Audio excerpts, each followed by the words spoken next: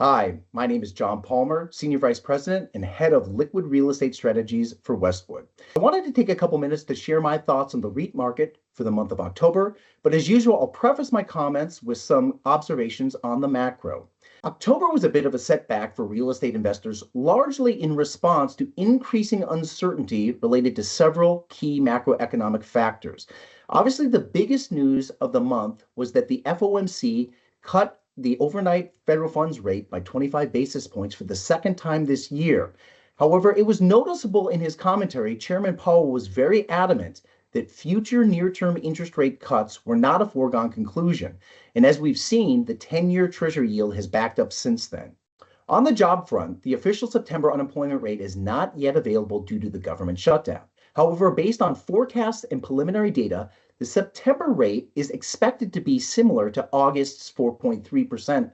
However, many large employers across many industries have announced large-scale layoffs, so it appears to most observers that storm clouds are forming on the labor market, and it's something that we're following very, very closely. On the inflation side of the ledger, the September inflation rate came in at 3.0% on a year-over-year basis, which was up from 2.9% in August.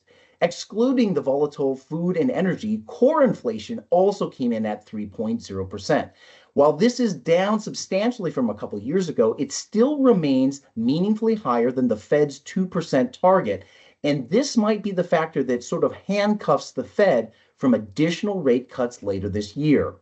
Lastly, we are entering the second month of the U.S. government shutdown, which is fast approaching the longest in U.S. history. While President Trump recently suggested ending the filibuster as a way to break the budget impasse, it doesn't appear likely that the Senate will go for that. Both sides are largely entrenched into their positions, and it's hard to understand how this is going to get resolved. But what we do know is that the longer the U.S. government remains shut down, the more acute the impacts will be on the broader macro. So with those macro comments behind us, let's move to the slide. On the first slide, we show the 10-year Treasury chart for the first 10 months of the year.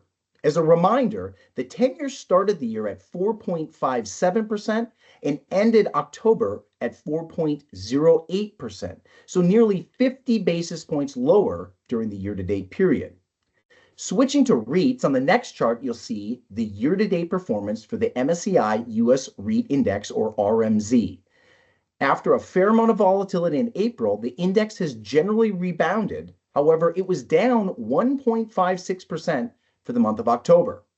For the year-to-date performance, the RMZ started the year a little over 1306 and ended October at 1303.